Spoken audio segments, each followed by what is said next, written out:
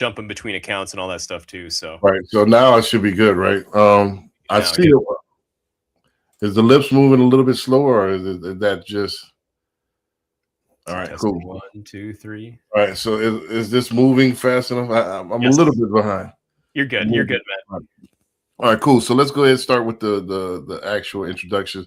All right, my name is Brandon B. Dixon. My NMLS is 1541210 at being alone also on all social media. Please like, subscribe.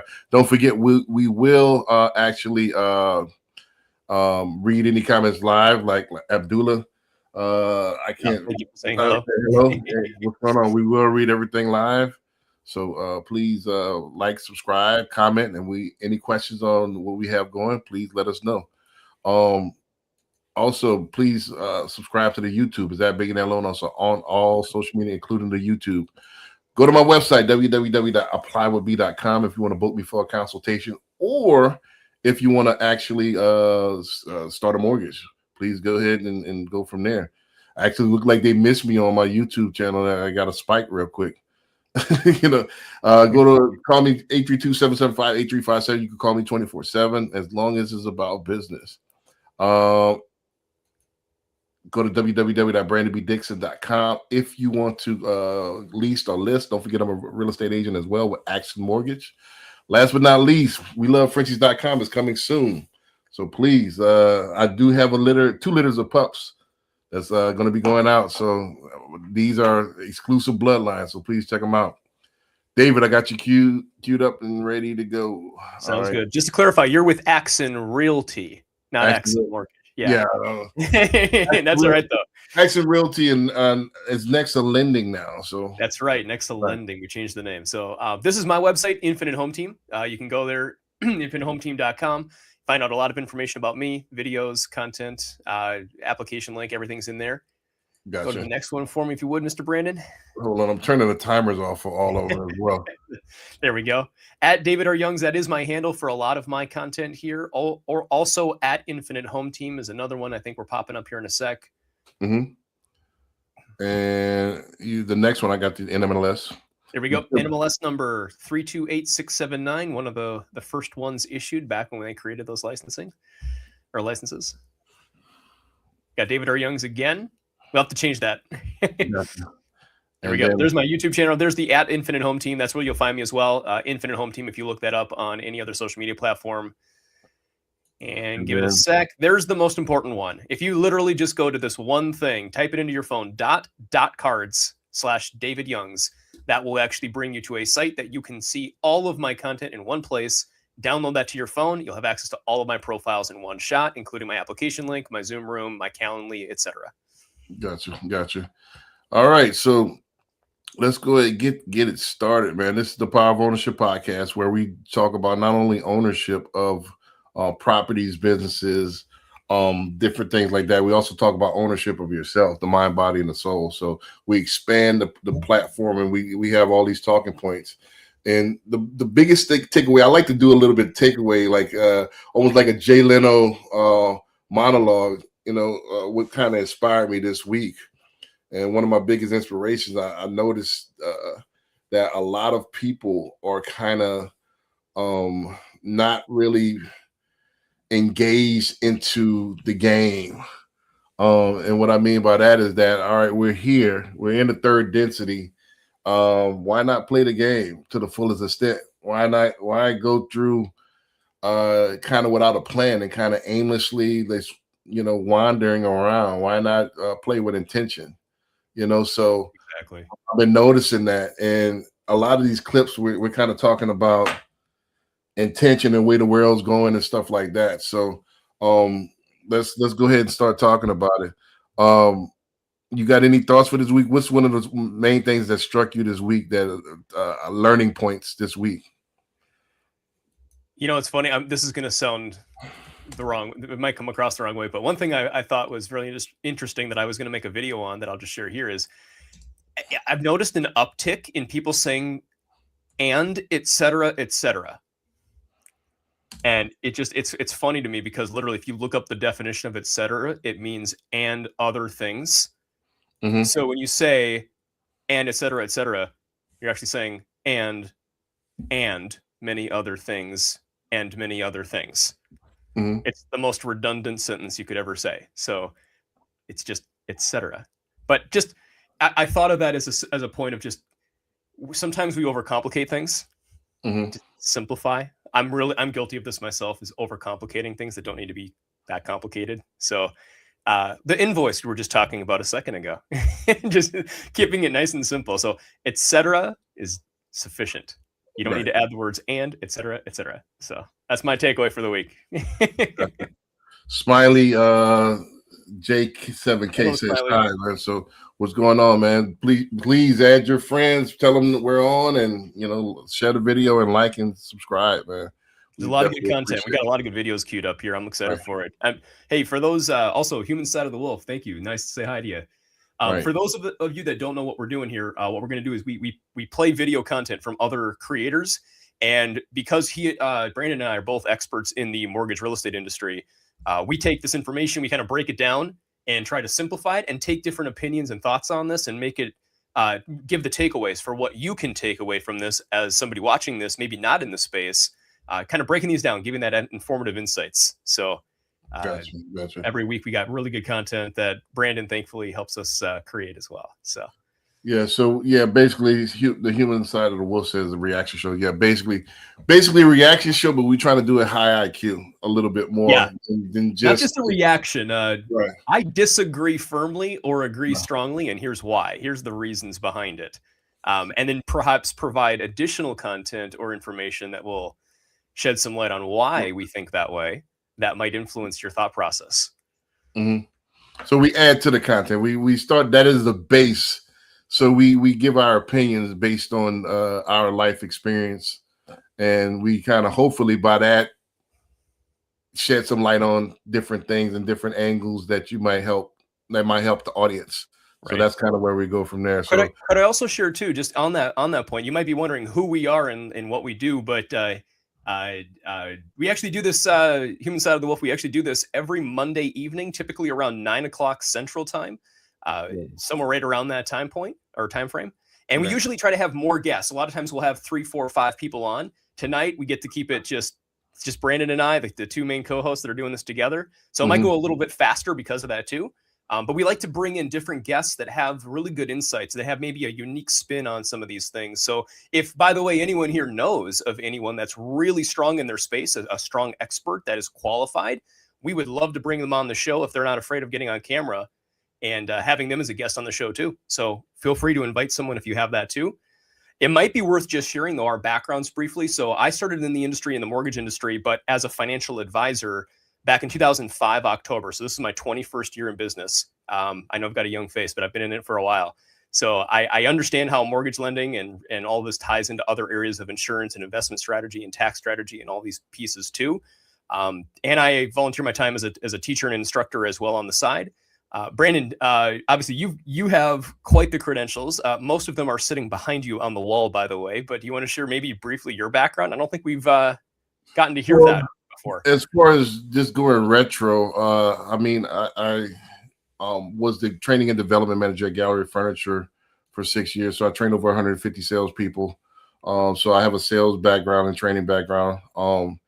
I've been in the mortgage industry for 10 years. So with that being said, I've been doing the podcast for 9. So I'm one of the first to embrace the digital age. Now everybody's kind of hopping in the pool, but I'm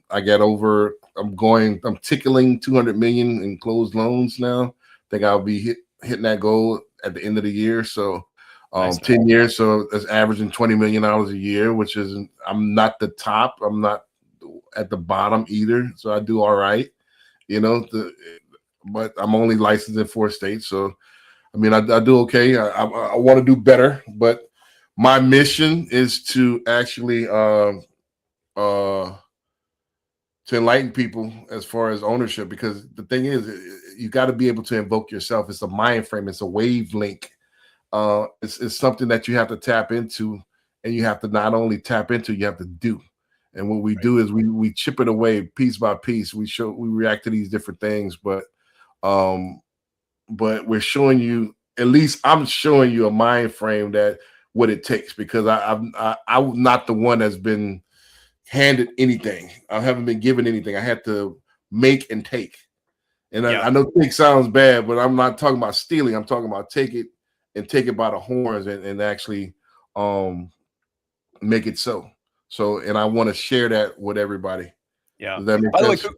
could we comment briefly on what Mr. Human said? So I'm the only person on here that said, thank you. We agree. We absolutely agree. Thank you for adding us to your calendar. Here's part of the deal. Both of us are very strong in our space. We know what we're doing. We've been around the block. You're listening to good professionals. The key is we just recently, Brandon and I started aligning on doing this together.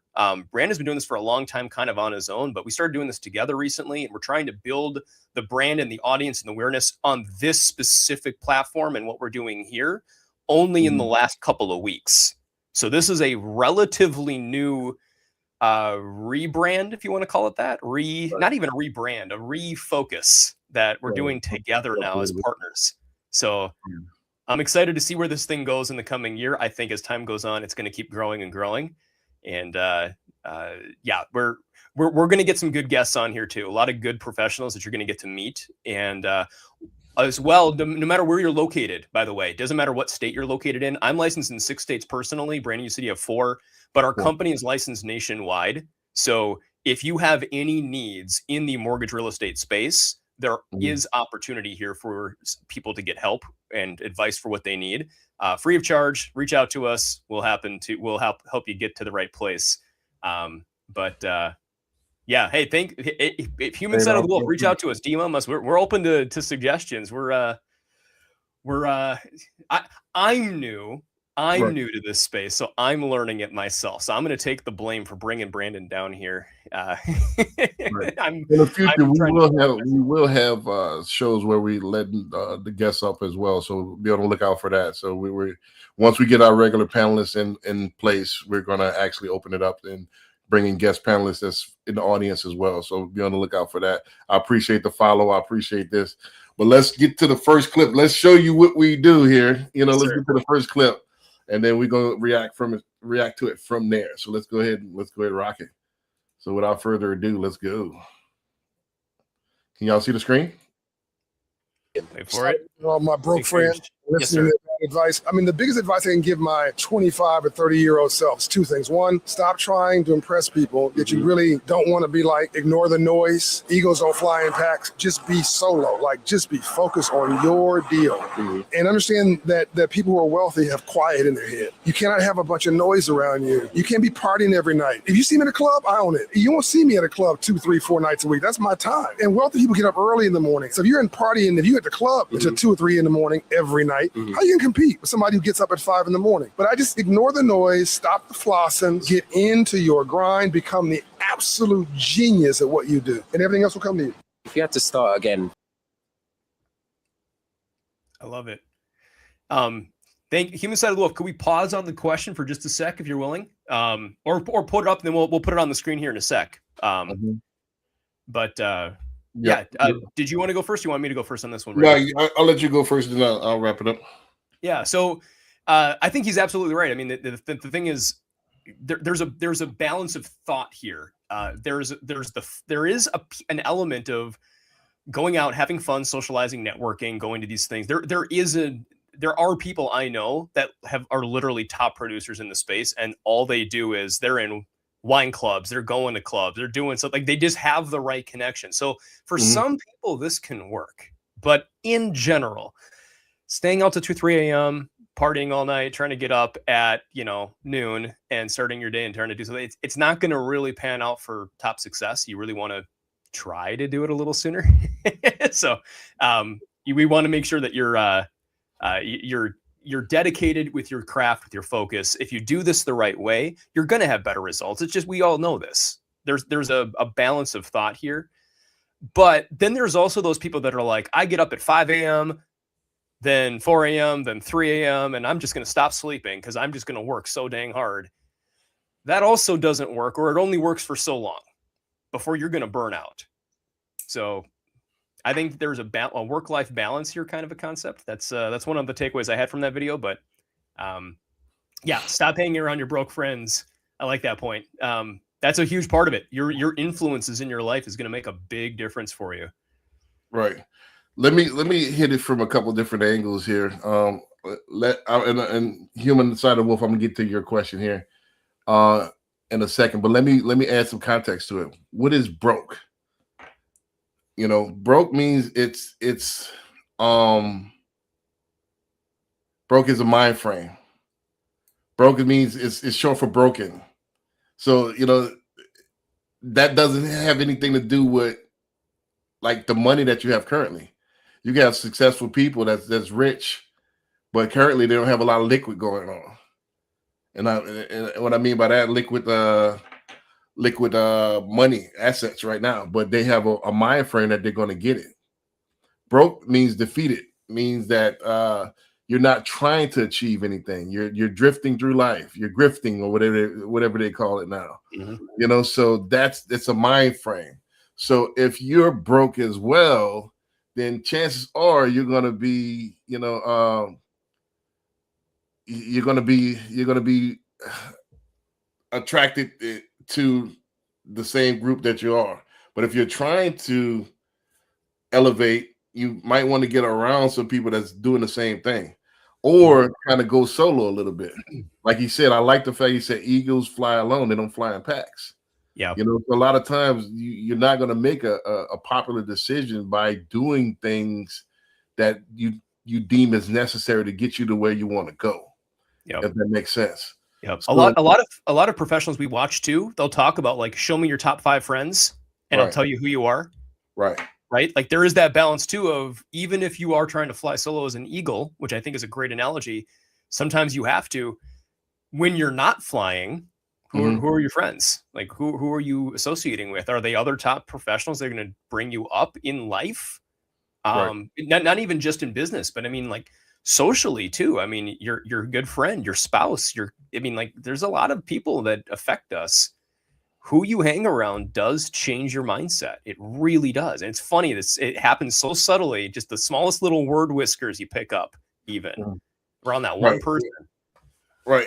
I don't know if you study epigenetics or not, Robert Lipton. He talked about your environment. I stumbled across it, but I have not studied it. No. Actually, it's Bruce Lipton. He's a scientist that figured out that our environment unlocks genetic codes. And there's a reason why they call it a genius. It's in the genes already. And your whole thing is your environment unlocks it. So if you're in an environment around people that's not doing anything, that's going to unlock certain things in you that cause you to not do anything. But if you're around movers and shakers, that unlocks something as well. It's that old cliche, a boat rises to the tide or something. What's that old cliche that they use? Yeah. All boats rise. All boats rise to the tide. Or I know the phrase you're thinking of. Right. So if anybody's watching and remembers the phrase, throw it in the chat for us. Right. The exact different it's thing. the old cliche. So to answer your question, the human is wolf. What if you're broke, or if you're a kid? If you're a kid, then let's take it from that angle. If you're a kid, then if you have aspirations, and nowadays you could be an influencer in your teens. So I don't think a kid will have to worry about finances or have to worry about being a winner just yet, but it's instilled in you from your parents. So I was the opposite. I wasn't taught to be competitive or to be a winner. I had to look around me, and I had to get around certain people that brought that out of me, the competitive spirit. But it has to be something inside of you, that wants different from what you have. You look around and you want things, and all right, how do I achieve them? And 1 + 1 = 2. So you have to get around people that bring certain things out of you. And he asked, what do you mean mental?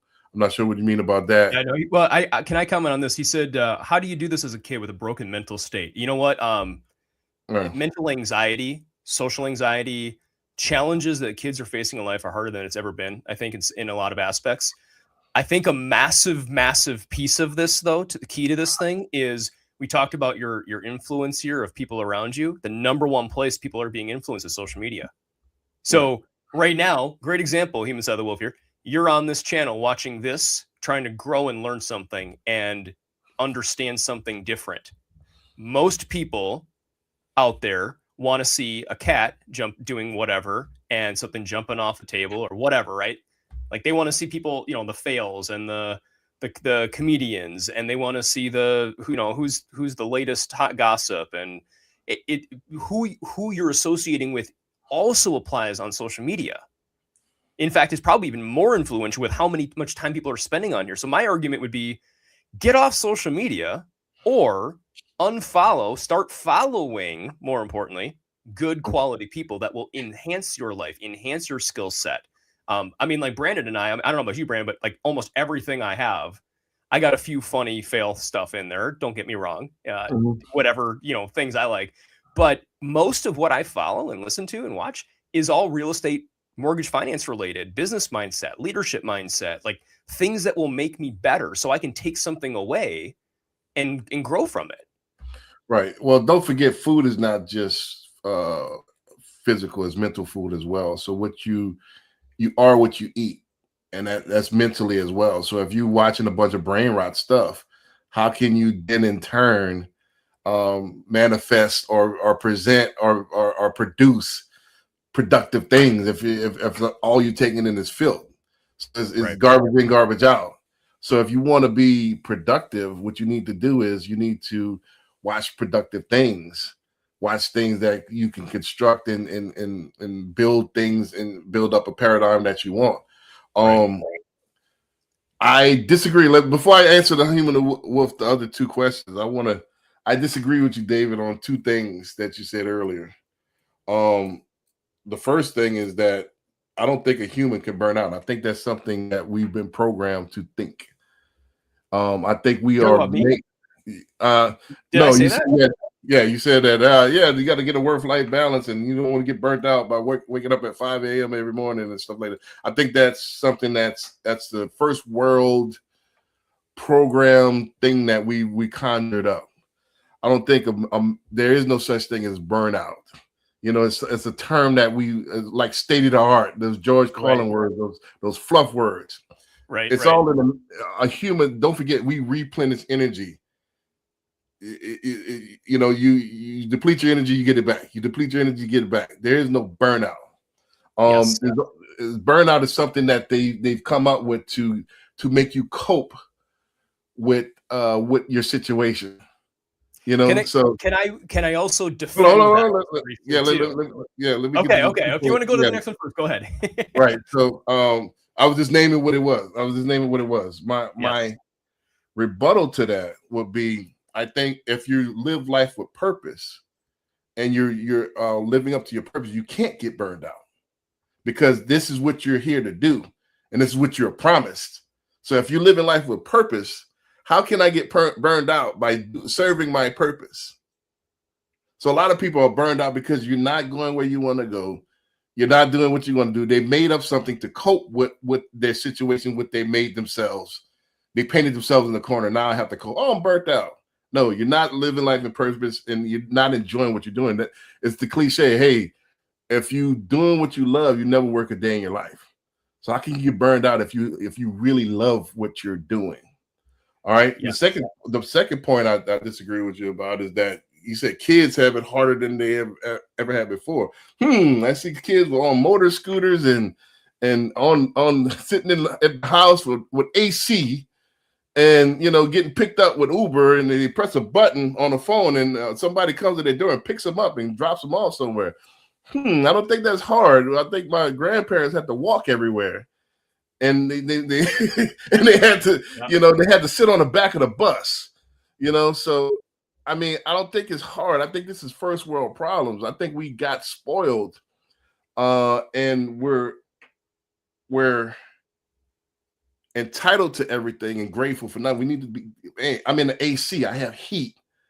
Yeah, I have lights. I'm able to make money on my phone. I don't have to go outside and break bricks to make a living. So this is as easy. I think with these first world problems come these first world diagnoses. Oh, you got this. You got depression. That's kind of leading into the segue. And I'm gonna give you a chance to. Yeah, Everyone right the now, rebuttal before I mental, get into human as the wolf. Yeah, go ahead. yeah. Mental health is definitely a topic on everybody's mind, and Right. one of the most challenging things that affects mental health is money and Mm-hmm. also social media influence. When I say Mm-hmm. kids have it harder, they definitely don't have it harder than we had it growing up, Right. in my opinion. But I didn't have it as hard as my parents and my grandparents. I agree with you completely on that point. What I do think is harder though is it's harder to focus. It's harder to go forward. Like we were, because the video we were talking about is how do you grow and build, he's interviewing somebody that's a business leader. How do you get to this point of I'm going to take ownership of my life and go?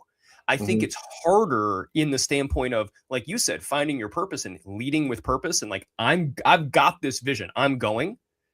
It's harder to do that when it's like, this is coming at you. This is coming at you. This is coming at you. This friend thinks this. This one thinks this. This one disliked your thing. They made this horrible comment on your social media. Like that kind of stuff unfocuses you, and you start to build your own mental anxiety based on someone else's comments or thoughts. So that's where it can happen. Plus, coming from, keep in mind, you're talking to a guy that I was focused on finishing school quick. I graduated when I was 15 because I'm like, why am I even bothering with the school thing? If I can go faster, why wouldn't I go faster and get out of school and go work and make money? So I graduated high school when I was 15, started working full time, doing volunteer teaching work on the side. And then I learned about this mortgage thing. I got married when I was 18. I knew exactly who I wanted, what I wanted. I found the girl I liked. This is it. I'm like, I'm marrying her. This is it. And 21 years later, we're still married, by the way, in May. So 21 years. So married her and immediately got recruited into financial advising and mortgage lending. And in my mind, I'm like, this is so empowering. I can change people's lives. I can change my life. So I started working 70 hours a week, 2 other jobs alongside this, doing what we're talking about, working a 15, 16-hour day every day for 7 years straight until I made it and not made it, but made enough that I could quit those other jobs and focus my time just in this industry. Right. So, when you're in love, or when you love what you do, or you love the purpose, the love that you had was, I got the ideal life that I wanted. So let me do what I need to do to sustain that and maintain that lifestyle. yeah. Right.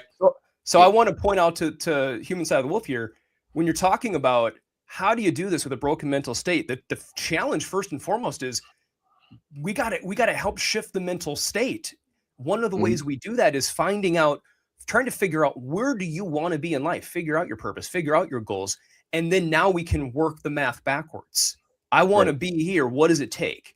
And then we work the math backwards of, okay, I need to do this is the industry I like. This is the schedule it might require. This is the investment it might take. You work that backwards. And now you've created a very clear path to through the purpose to reach these goals, which gives you the mental clarity and the desire to want to keep going and moving forward. You have a purpose in life now. Human side of the wolf. I like the name, by the way. My repertoire is tough love. Let me give you some tough love, and I hope you don't take this personal. But in the same side of token, I hope you do take it personal in the right way.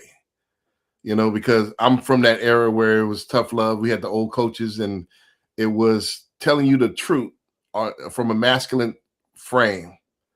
I think depression is something that's made up. It's something that they can make money off, just like, all of these diseases, diabetes and all that stuff is something that's made up that they can make money off. I think there's no way that you're telling yourself that you're depressed. That's the only way you could be depressed, and you act upon what you're thinking in your mind. Don't forget that your matter follows mind. So if you're in your mind, you say that you're depressed, then you will be depressed. If you live life, and let's echo what David said, the main thing is finding your purpose. If you find your purpose and you execute, you find a way every day to execute or maximize your 16. You have 16 hours in a day to try to execute your plan. If you live every hour that day, every day to try to fulfill your purpose, I don't have time to be depressed. I think what happens in the first world country, we have too much time on our hands. Sorry to say, you got too much time on your hands, and you get in your own way. It's you that's causing this, not anybody else. You look at it, you scroll and look at everybody else's life, and you try to pace smart yourself with somebody else. But you got, in turn, you got to find your purpose, and you got to build that blueprint, and then every day execute that blueprint. And I don't have time to be depressed. Most of the time, I fall asleep at this desk, and then I wake up. Because I'm gonna go till I can't go anymore because I'm trying to fulfill a purpose. Yeah, I don't have time to think. Well, damn, I don't feel good today, or damn, you should do. Keep going. And then you say something about women. If you say you're young, you're a kid, you got to put women to the back burner. That's another thing. Don't forget all this stuff that you see on media, social media is stuff to get you off of focus. What you need to do is find a purpose and then focus like a laser on that purpose. The rest is noise. The rest is noise to get you on track. Celebrities talking gossip. The latest Chanel purse, the latest pair of sneakers. Who does this? That's all noise. Yep. All noise. If you focus on yourself and being the best you can be and then some, you don't have time to worry about women. Because think about it. It says that, let me take it from there. The earth revolves around the sun, not the opposite way around. If you become that star that you would, the gravitation, they're going to revolve around you. Mm-hmm. But you got to have that star magnetism. Yep. The law of attraction, right? That concept. Yeah, right. And you know what? The thing about the star, our star soul, it never gets out of line. It does what it's supposed to do every day. And we should do that as well as humans. We should need to do what we need to do every day and be in perfect alignment. And then you're going to get that gravitational pull. But if you go out of alignment, if the sun rotates or wobbles it could cause a catastrophe. Mm-hmm. So you get out of alignment, meaning you sleep all day. You don't serve your purpose. It's going to be a catastrophe. You need to get in a line, stay on your path, stay on your focus. You don't have time for depression, and everything's going to fall in line. Yeah, women are going to revolve around you. Can I ask too, if you're still watching Human Side of the Wolf, I'm curious, is the name perhaps even in that ancient concept of which wolf you feed is the one that grows, perhaps? I'm curious if that's kind of where you even got your name from, because I mean, honestly, that's true. It's you got your good and your bad. I mean, what you feed is what grows. So have God and have Zilla, right? Yep. Yeah, exactly. That's what I'm wondering, is the human side of the wolf. Like, that is the challenge, right? There's the leadership wolf. I'm a lone wolf. Like, I'm going to go, I'm going to run, I'm going to grow. And then there's the human side of it. That's what I was thinking maybe. Okay. Yeah. Perfect. Thank you. I was wondering if that's maybe where the name came from, that concept. And I want to remind too, for anybody watching, the name of this whole thing is the power of ownership, which is part of why I aligned with Brandon and wanting to jump on this thing, because we're talking about taking ownership of our lives in every single aspect. And all of us, I think, are guilty of losing this at times, one time or another in our lives, or maybe being misdirected even on a daily basis. None of us are perfect. We're not doing this absolutely right. But when you understand the principles, the foundation of this, it gets a lot easier. It gets a lot easier if you're focused on the right things. You got that goal, you work it backwards, you have the right influences, you stay off too much, don't do too much social media if you can, or at least focus on the good stuff only. It's going to help you grow and feed the wolf, not the human side, like you said. So anyways, I just thought that was an interesting. Human, let me ask you this. What's a furry? Furry? I'm not sure what that means. And then I wonder if he was wondering, I'm in a fury. I don't know what I'm not sure. I'm a fury, but yes, I'm not sure what that means. You know what's sad is, Brandon, we're so out of touch too with it's like we getting old, man. The slang. I'm not sure what that means. We should do one of those videos sometime. Some of the slang that's coming out too, of just like making sure we understand what's what in the in the world. And then he said, "How do you stop SH?" I'm not sure what SH means. I'm assuming he's saying poop. No, I don't. Why wouldn't you just bleep out the I? So I don't know. I'm guessing. Break those down a little bit more, and then we'll answer them. So I'm not sure how to respond to those, but you know what I mean? So yeah. All right, so let's go to the next one while we're doing this, and let's go to the next one. But yeah, good discourse. Yeah, thanks for the interaction too. By the way, we appreciate it. This is the kind of thing we look for. Exactly. All right, let's go to the next one here. Device just leaked, and it's not a phone. The crazy part, it's launching next year. It's called AI Pin, and this leaked last week. It's the size of an AirTag, tiny, aluminum and glass, 2 cameras on the front, 3 microphones, speaker built in. You clip it to your shirt, it charges like an Apple Watch. You talk to it, it sees what you see, and you stop reaching for your phone. Now, why would Apple, the company that makes all its money from the iPhone, build something to replace it? One name, Johnny Ive. He designed the iPhone, the iPod, the iMac, every iconic Apple product for 30 years. He left Apple. Sam Altman paid $6.5 billion for his company. And now he's building an AI device for OpenAI designed to kill the smartphone. Launching late this year. Apple looked at this and said, we're not becoming Kodak. You know Kodak, right? Invented the digital camera, ignored it, let others take over, went bankrupt. Apple would rather kill the iPhone themselves than watch someone else do it. Now, we've seen this fail before. Humane, $700 AI pin, massive hype, sold 10,000 units, more returns than sales, dead within a year. So why would Apple's work? One word, ecosystem. Humane's pin was alone, no connections, no friends, just one device trying to do everything. Apple's pin is the brain of everything you already own. You ask it something, answer comes through your AirPods. You need to see something shows up on your Apple Watch. Heavy processing, your iPhone handles it quietly in your pocket. And that brain is getting a massive upgrade. Apple is rebuilding Siri from scratch. Codenamed Campos, iOS 27, full ChatGPT level chatbot powered by Google Gemini. Summarize the email my boss sent. Done. What's on my calendar tomorrow? Already knows. Show me photos from Italy. Right on your watch. No setup. It just works because Apple already has your entire life. Now, this won't kill the iPhone tomorrow. You'll still need it for years. But this is step 1. Apple slowly moving you from the screen in your pocket to AI that just lives with you. Here's my take. Apple's been selling us glass rectangles for 18 years. That era is ending, and they'd rather disrupt themselves than let OpenAI do it. 2027. That's when this ships. The iPhone won't die suddenly, but this is where it starts. Follow. I break down every major AI drop. Apple's most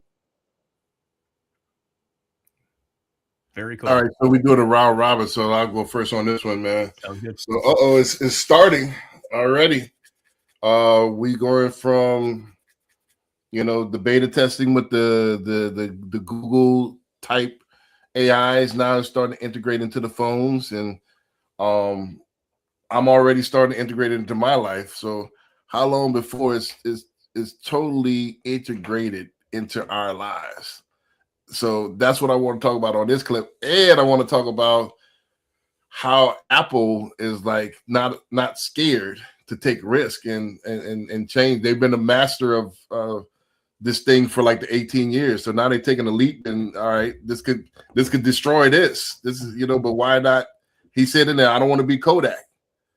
So, yep. All right, how long, why not pivot and get to the latest technology? So this might kill his phone. However, I'm going to be the leader in the next wave, which is ingenious. I mean, you can't be scared. A lot of people, let's talk. I'm going to talk about this a second, then I'm going to get to the how long before we totally integrate with AI. But you can't be scared to look 10 years ahead when you're in business. Because, and I think what happens with business that become a dinosaur, I get calls, at least 3-4 calls a day. People, hey, we're a media company. I could, like, yeah. I told a guy the other day, he hung up on me. I said, I think that's a dinosaur business. So you're going to go out, your business is filming content for people. That's dead, man. Why do that? And I can get a bot to do everything, take my image and do everything. David and I talked about this earlier today. That's the future.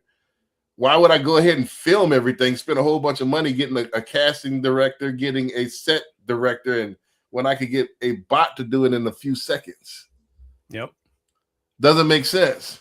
So they're seeing where the writing is on the wall, and the phone is going to be a thing of the past. It's going to be totally integrated with you. They're going to see everything you see. They're going to know everything you know, and then some. And they're going to teach you whatever you need to know.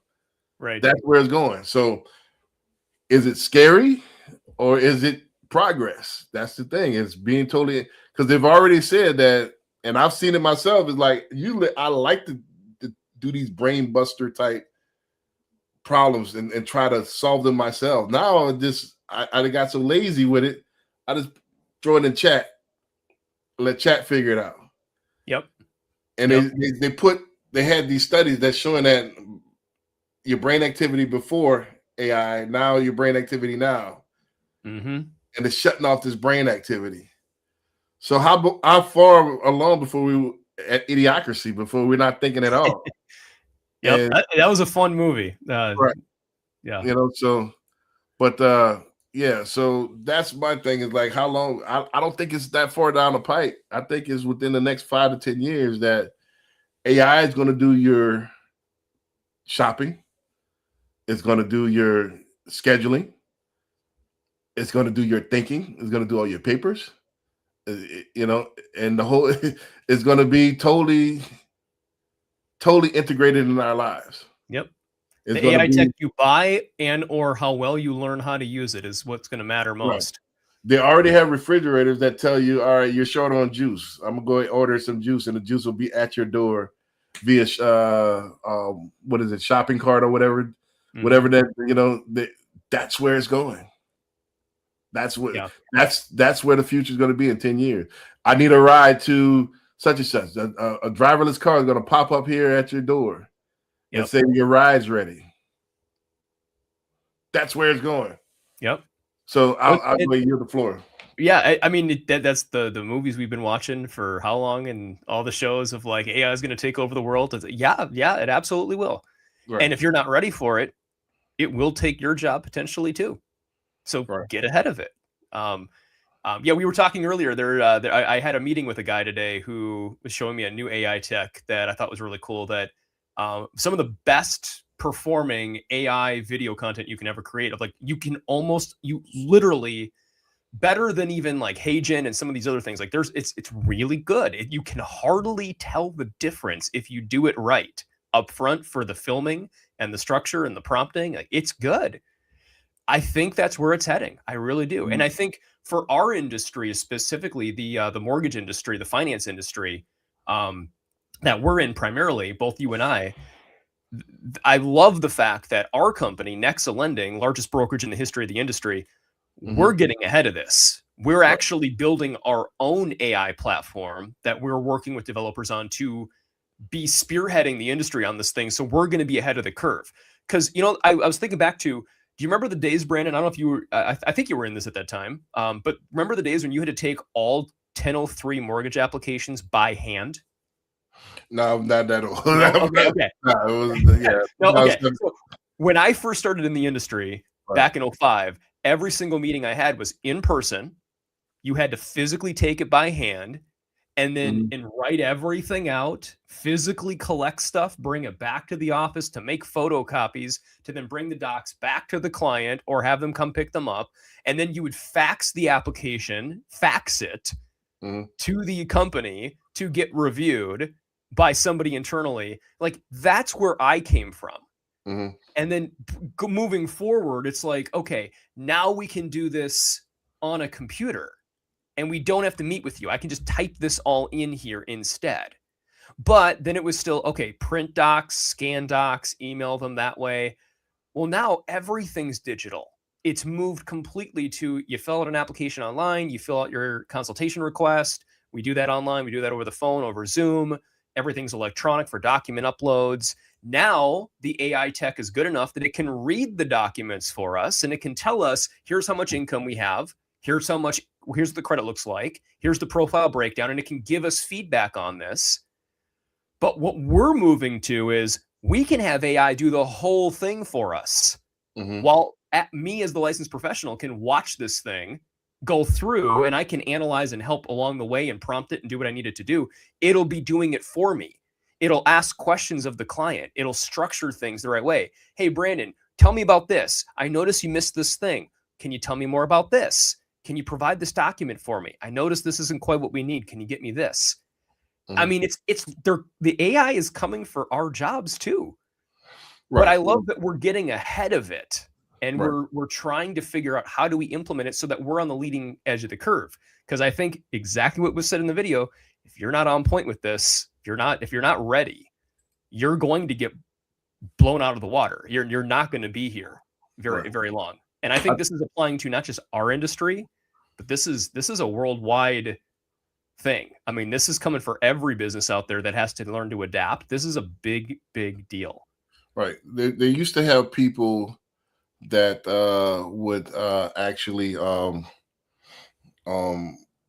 ride horseback and take messages to people, and it used to be called like a telegram or whatever, or a singing telegram, and a message. It was the Pony Express. Wasn't that like the first? Yeah.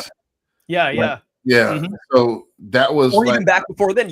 You had the runners back in Greece, right? You had that's how messages traveled, like in ancient Greece and Rome. Like they would have runners running with the information to the next point that were run to the next point and the next point. Right. Yeah. So I think we have to prepare that the world as we know it will change within the next 5 to 10 years, and it's going to be a new normal. And you have to get prepared for it. Shameless plug. That's part of what my book coming out, the Message to the Businessman. That's what I'm talking about. In that book, in business as we know it is going to be different. How we conduct business, how we staff. And to answer David's question, to answer your question, I think just what we're doing right now is the way to get ahead of it. Mm-hmm. I believe like our CEO, Mike Cordes, who's the head of Nexa Lending, I think he said it best, is that influencers are going to be the new loan officers. I think the officer part of it is gone. I think who has the biggest digital footprint? Mm-hmm. Because this is how I imagine. Check this out. This is how I imagine our job will be in the next 5 to 10 years. I think there's going to be AI is going to take over the whole piece. I think people are going to, with the little pins, hey, I'm looking for a house. Okay. Here's all the houses in your area. Boom, boom, boom, boom, boom, boom. Or walk up to the house with the little pin and say, I want this house. Right. Boom. Here. How do you get pre-qualified? I see Credit Karma and all that. You're pre-qualified for this much. Boom. You don't have to do an application. Boom. It's already, it knows all your information. Would you like us to link your accounts? Would you link all your accounts? Boom. Yep. All right. Now you're pre-qualified. Show up to the house and then automatically let you in because there's some kind of code that has, we already have the what is it, the machine, the new I don't know what you call it, but those are the it is a thing right now. You can actually like send the code and open the door. You send the code and it hits your phone and automatically opens up the lock. Bam. So now it's going to be integrated in your pin or whatever you have on, like an air tag. This the size of an air tag now, so it's going to be integrated somewhere on you, right? Right. Boom. You walk into the house, it shows it yourself. You're going to have panels or whatever that kind of shows you digitally, so you're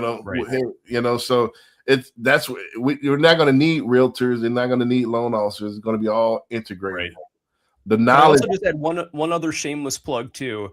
For anybody watching, if you do want to check out in the comments here, there is that hit everybody. Oh, that's cool.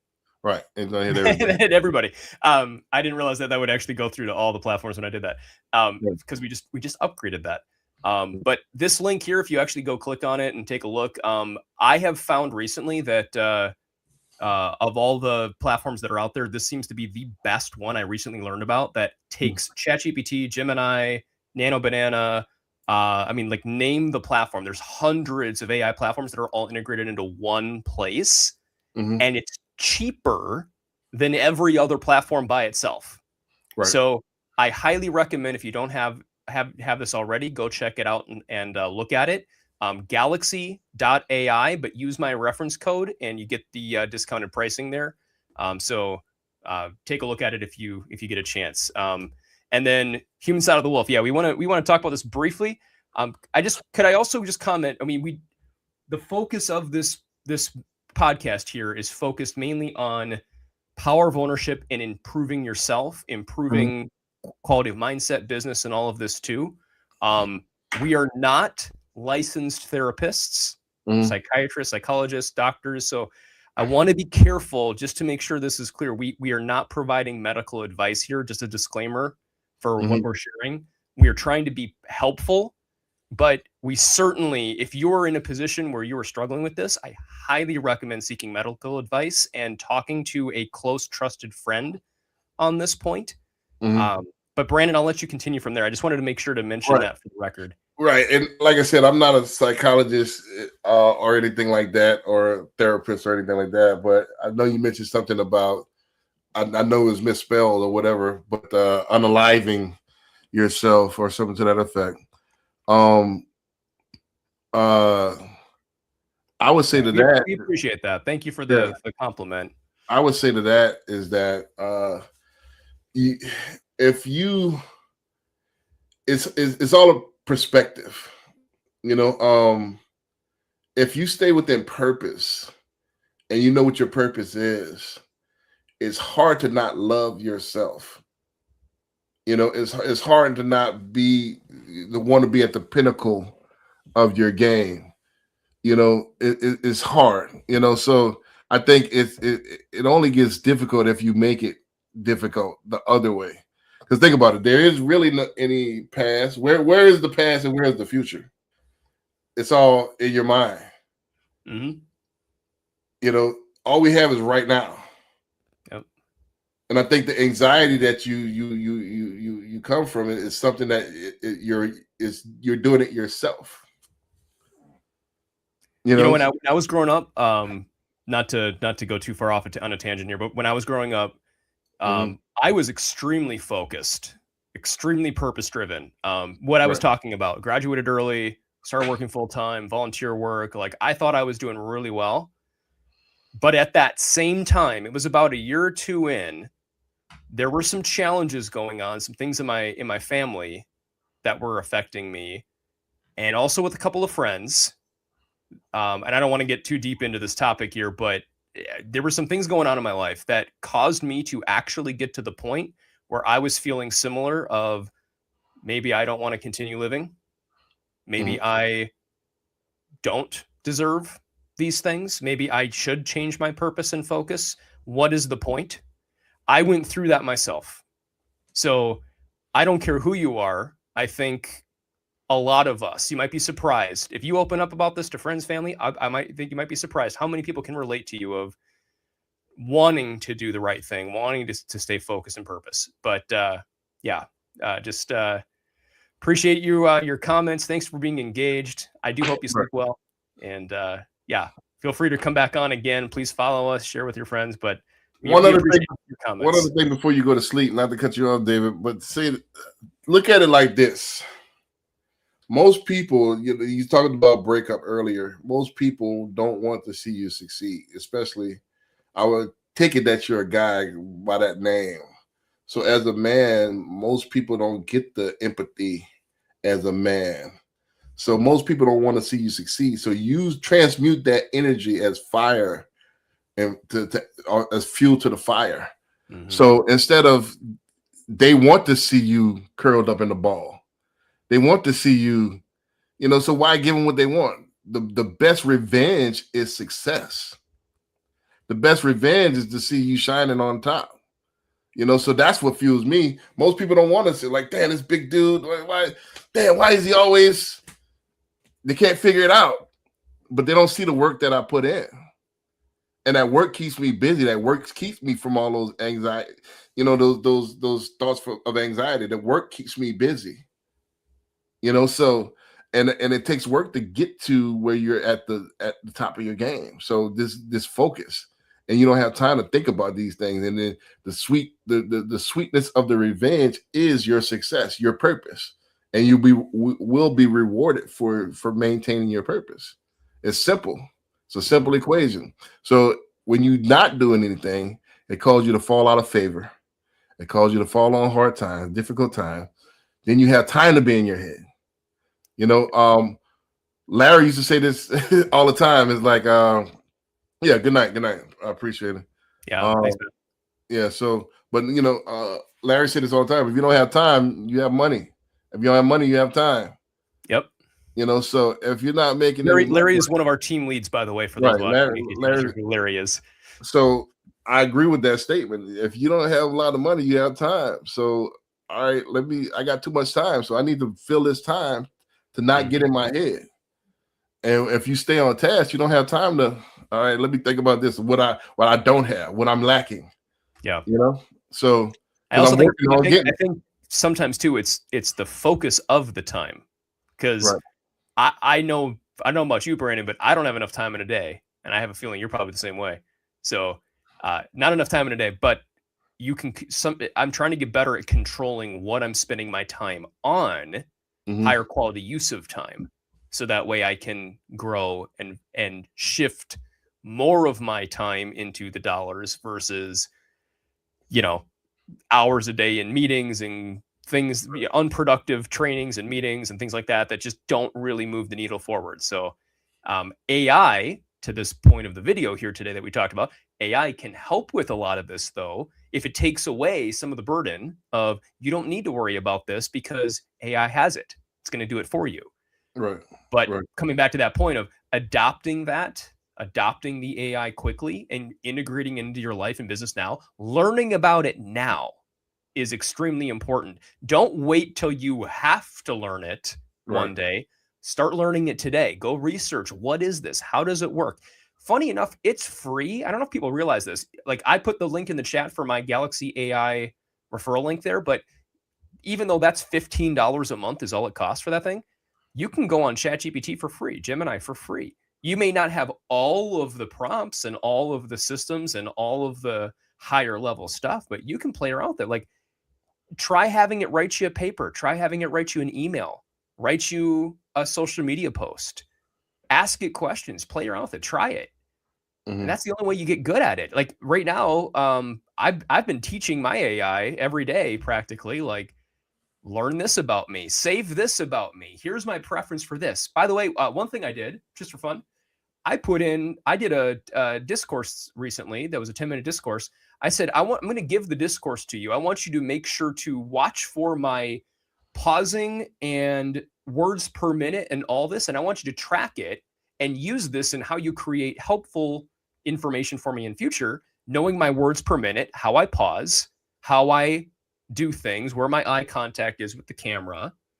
So making sure to watch me with this and then give me feedback on it. And then that's been helping me a ton on staying on point, staying on time, making sure I got the right focus, help me build illustrations and stories in. Like, I need to do better with this myself.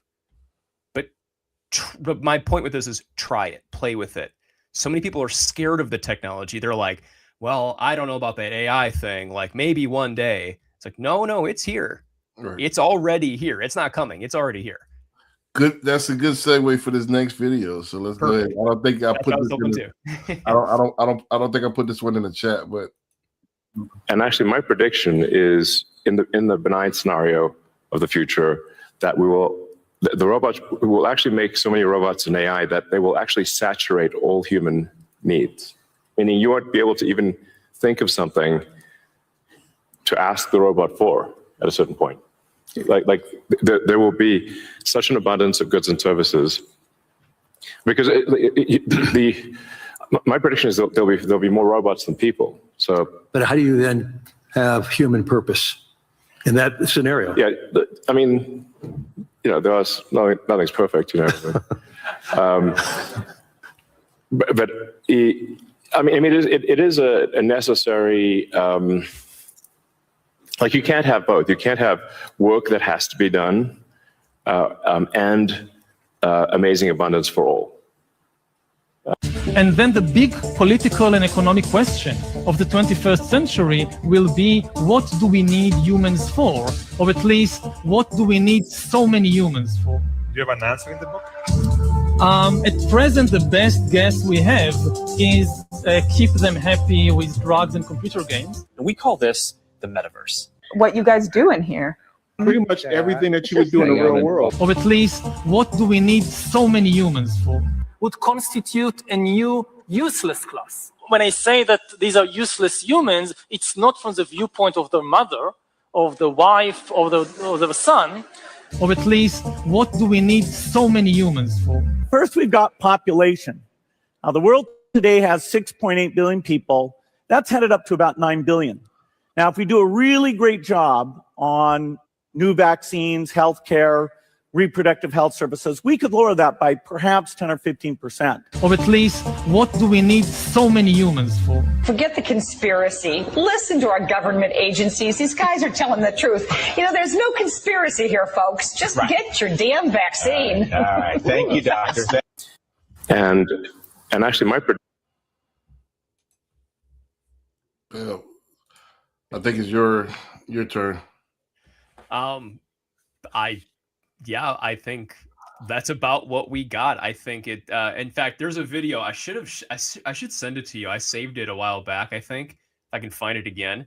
There's a guy that's talking about, like, let's walk through this. Let's walk through what if hypothetically AI is growing at a super pace, and what will this look like? How does it work? Where is it going to go? What will this do? And then he kind of builds out this simulation of, in like a 4 or 5 minute, it's a longer video, but like a 4 or 5 minute video where he breaks down, like, in 2026, 27, 28, 29, 30, like, where will it go and how will this likely change with what we know today that's available for tech, and how this likely will progress. And what he was showing, it kind of aligns exactly with this.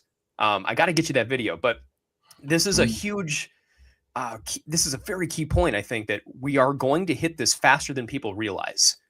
They used to say technology. I remember just a few years ago, they were saying like technology doubles every 18 months or so. But with AI, it is so much faster. It is way faster than that. I mean, we're seeing, just there was another video. In fact, is that one of our videos today? Is the robots walking? Is that one of yours? No, I don't think so. Okay. Maybe that's another one for another time. But look at robots. Mm-hmm. Just the technology built into these robots where they're trying to get them to, like, stand up and walk. Right? Well, in just a couple of years, they're running, jumping, upside down, doing cartwheels. Crazy stuff that they've been doing. Super lightweight.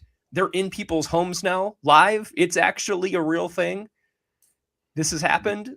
This is moving very fast. So, yes, I think Elon Musk being interviewed here and others, I think he's right on. I think given a little bit of time, this is going to be kind of almost the norm. And as costs keep coming down because of the technology increases, costs will keep coming down, making it more and more affordable for more people to take advantage of this. Kind of the same as, Tesla. When Tesla first came out with the cars, super expensive. No one can afford them unless you had $100,000 to put down or whatever.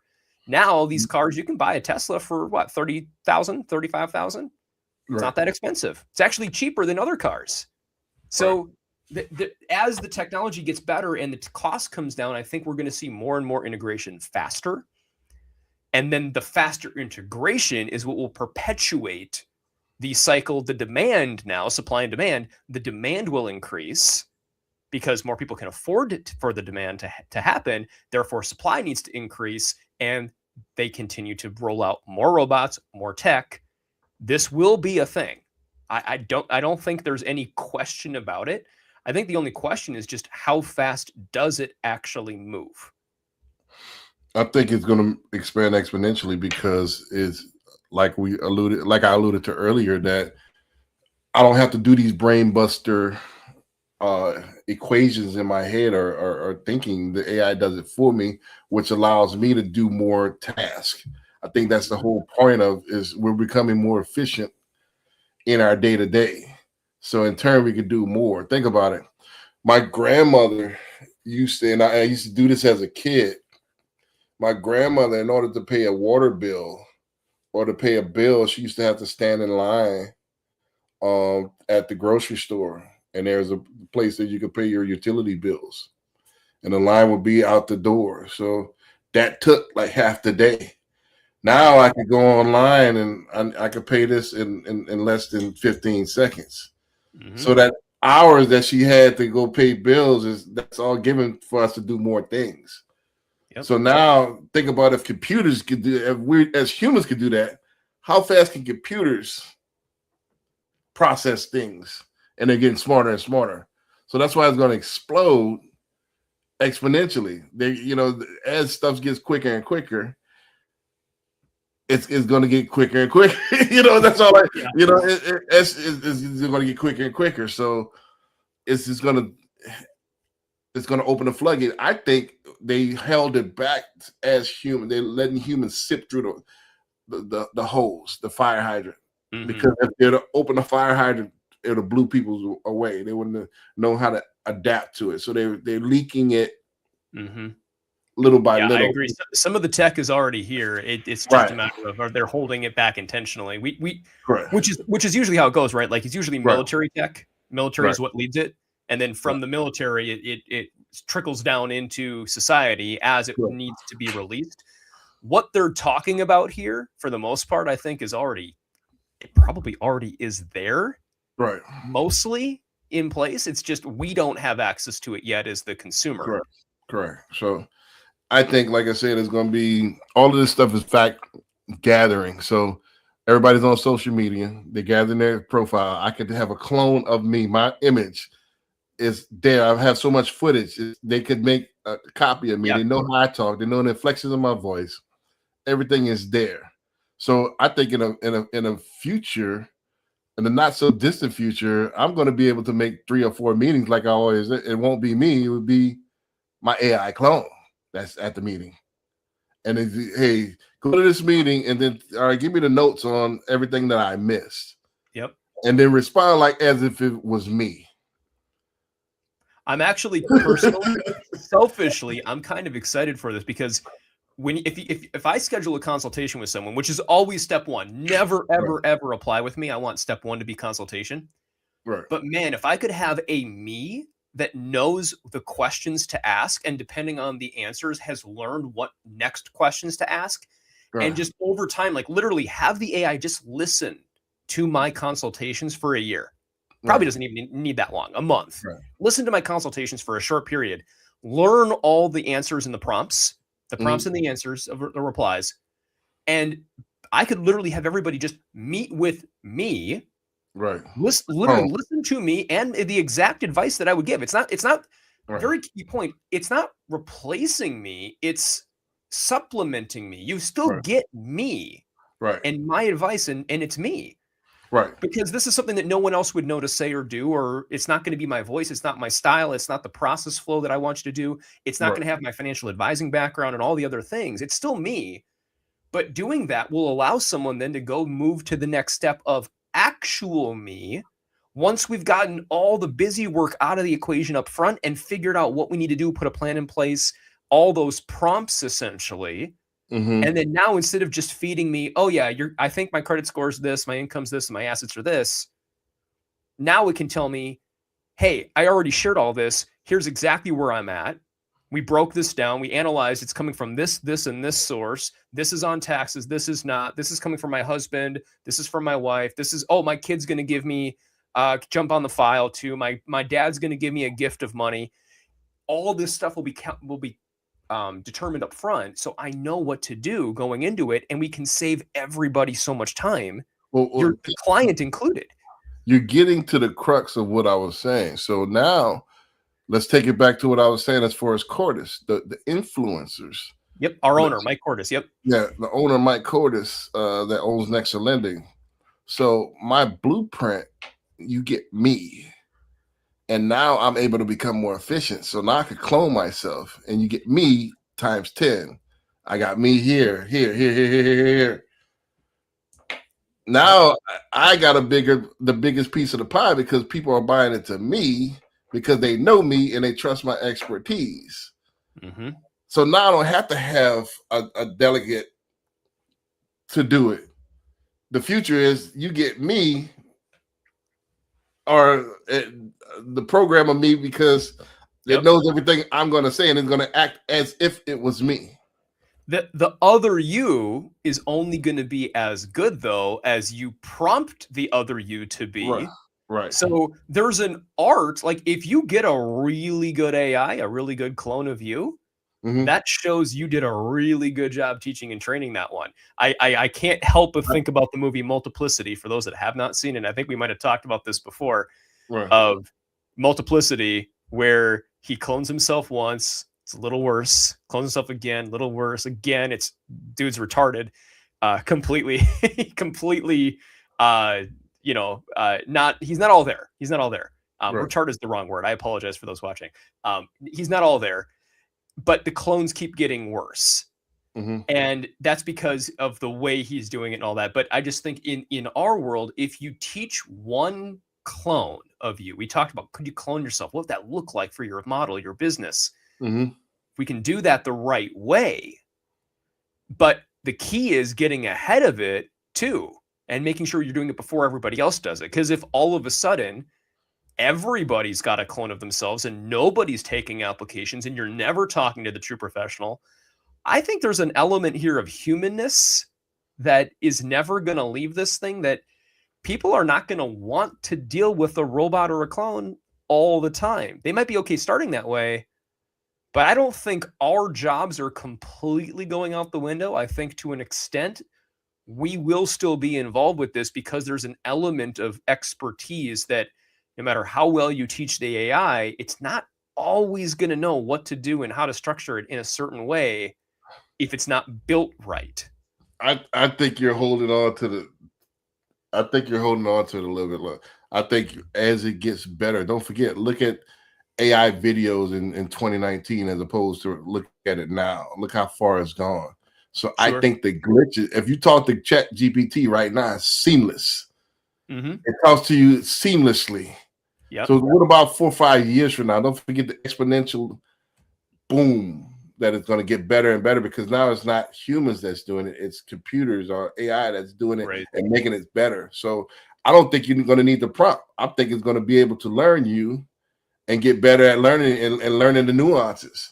And then I can add, all right, let me hey, AI, dump all of the guidelines into yours. So it's going to be better than me because I might have a brain fart. AI won't. So it's going to be better than me. So think about it. We had the same thing. I might be a little bit older than you. It was a thing back in the 80s. You got a couple years. What are you, like 7 years older than me? 8 years? Maybe. But remember, I don't know if you remember in the 80s, early 90s, people like, man, I don't know how people could talk to talk to the phone. Like, I want to talk to a human. That was a thing. Now people don't care. They prefer to automate it. So I think the younger generations, they're born into it. They're going to be used to talking to AI. By the way, for any of our clients watching this, as a great example, United Wholesale Mortgage, UWM, largest lender in the world, has fully adopted AI. They created a technology called Mia that is proactively calling all of my clients. So by the way, if anyone watching this is a client and they get a call from Mia saying, hey, I'm David's AI assistant, I wanted to ask you a couple questions, make sure you know how to make your first payment congratulations on your closing. I wanted to make sure you make your first payment this way. Here's where you go for this. Here's how you reach David. Like, we've already literally have a lender partner of ours with AI built in, working for us, making calls, helping our clients know what to do, and reaching out to past clients saying, hey, did you know rates came down? Did you know that you might, if you wanted to refinance, it could make sense? Have you thought about upgrading, downgrading, whatever it is? If you do have questions, call David. And it'll automatically, seamlessly send me the information, send me the transcript, let me know what to do, what was talked about, what questions were asked. Like, that's already here with our lender partner, UWM, who is a technology leader, of course, trying to spearhead this kind of thing. But we're already there. Like end of 2025, we've been there. Right. Like you said, in 4 years, not even a question. Right. I think it's going to be seamless because it's already there now, seamlessly there. Like with a conversation, and I think you're thinking like it's glitching and hey, it's going to repeat certain things. No, it learns. And even I asked it purposely one time. I was prepping for a client interview, tough client interview. So I'm prepping it and I'm asking it the same thing. And I could hear the inflection in his voice. Again, I can hear it getting frustrated. Like I said before, it's this, and this, so it's learning that it's even repeating itself. So, and there's another dude. I'm sure you've seen him. There's another video I just reminded me. I got to get to you for us to do a commentary on one of these things as well. But let's go to this next one. I got two more. Let's roll out on this. Good deal. Right here is the best way to get rich quick in real estate. I'm just kidding. There's literally 0 ways to get rich quick in real estate, but there are plenty of ways that you can change your life through real estate. If you're working a job and you absolutely hate it and want to quit, wholesaling real estate may be the best option to replace your income and be able to quit that job. Wholesaling is finding a house just like this one, putting it in contract with the seller, and then selling that contract to an end buyer. You can make 10, 20, 30, maybe even 50 grand a deal doing this. Making wholesale income like this will definitely allow you to quit your job if you do it right, but it's also a grind. If you're a super busy person, you don't have time to allocate, this may not be the strategy for you. Your next option to get into real estate and change your life is called fix and flipping, finding a house like this one and fixing it up and selling it on the market. This is also not easy. You have to learn how to raise money, you have to learn construction, manage sites, and manage a bunch of people to fix houses up like this one. And the last option is going to be buying rental properties. This is definitely going to take the longest between wholesaling, flipping, and rentals, but this one is going to change your entire family tree if you do it right and produce you semi-passive income. Lucky for you, we do all 3 of those things. And if you follow me here and on my YouTube, which is in my bio, you'll learn how to wholesale, flip, and buy rental properties. Just hit that follow button. This strategy right. Is this one me to start? I think you went last time, right? Okay, so you start. Yep. Right. So I put this in here because I like he's more pragmatic than the rest. A lot of them try to. I was going to say the same thing. I like it. They tell you pie in the sky, and they try to tell you these quirky angles that might have made them, or it's maybe it didn't make them, but it sounded like a good idea, and they're exaggerating online. But this is the 4 basic ways, and I like the way that he talked about, right? Nice. Wholesaling, fix and flip. He talked about and then buying and holding. Buying and holding, and then he talk about construction as well. He did not, but that is technically a 4th one you could add in theory. Yeah. So I thought he talked about construction, but I thought these were the 4 legs of how to get rich with real estate, which will be wholesaling, fix and flip, construction, and buying rental houses that's already there. I mean, arguably, fix and flip and construction are kind of the same thing. Fix and flip meaning that it's already there. Construction meaning I'm built from scratch. Fair enough. Yes. Right. Sure. So that means get a piece of land and then build something on it or develop it. So right. So a land developer. Okay. Right. So that's kind of the 4th element. The get rich, but it's pragmatic. He said on all of them, it's difficult. It's wholesaling, it requires the least amount of money, but it requires the most amount of time. Just like we said earlier with Larry. Larry's our team lead. He said, if you don't have money, you got to have time. If you don't have time, you got to have money. Either one. So if you don't have a lot of money to get into real estate, but you have time, wholesaling is all in the network. If you know enough people that's going to buy these houses, you got to build up your network as far as people that have money. And then you got to find them people, you got to find them houses. So you got to find people that's selling their house or willing to sell their house at a discount. So it's all on the networking. As far as fix and flip, you got to have a little bit of money, not a lot, but you do have to have a little bit of money to get in the game. Yep. And a lot of time and a lot of know-how. And and if you don't have a lot of time, a lot of know-how, you're going to have to get a mentor or take some courses or learn from experience to how to do that. As far as buying rental properties, that's an art to it. That's the most, because it takes the longest time. It takes years. I do definitely agree with him. And then as far as developing, you have to have the most money, I would say, because you got to not only buy the land, most of the time it's in cash, because most of our lenders that we have at Nexa Lending here, most of them, if you want to buy just land, it requires 40% down a lot of times. So you got to have a nice chunk. You got to have a nice chunk of money, and they won't do a lot of $50,000 loans. Most of them are going to be 150 on up. So that's a substantial amount of land, here in Texas, or other pieces. So you got to have some money to get into the buying game, You know, we have construction lenders that'll, you know, walk you through the whole piece, and you can use that land as a down payment, but you got to have that initial investment on buying that land or putting that money down for that land. You know, so but either way is lucrative. I like the pragmatism of this video, and it's not trying to sell you a dream. You could get rich in real estate, but it takes a lot of time, a lot of patience, and sometimes a lot of money. Exactly. That's my thought too, is so many of these videos that we see out there are like, this is how I got rich in real estate, and then look at me, and I did this crazy cool thing, which I think one of our next videos is actually talking about this kind of. So when you see these videos, it's like, yes, that's possible. That is possible. But do you know how they did it? And there's a lot of gaps missing usually in the explanation they're giving you. And they're not telling you the whole story of the challenging times, all the things they went through, the costs, everything that really went into this thing.